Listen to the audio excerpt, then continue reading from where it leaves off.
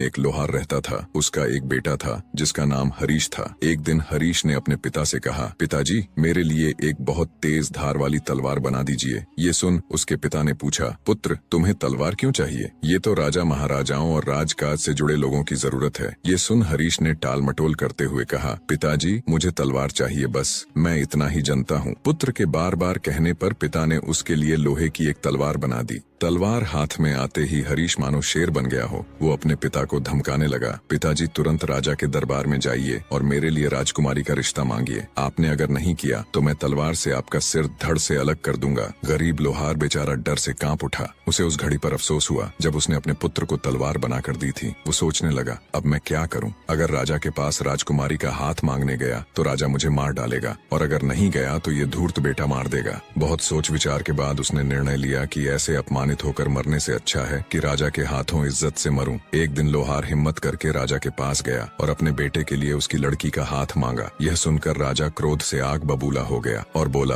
अभी मेरे इतने बुरे दिन नहीं आ गए कि एक मामूली सा लोहार मुझसे मेरी पुत्री का रिश्ता मांगेगा। उसका मन हुआ कि उसी क्षण जल्लाद को बुलाकर उसका सिर धड़ से अलग करवा दे। मगर राजा का मंत्री बहुत बुद्धिमान और समझदार था। उसने राजा के कान में फुसफुसाते हुए कहा, महाराज इसे मरवाने से बेवजह ही हमारी बदनामी होगी। लोग बातें बनाएंगे।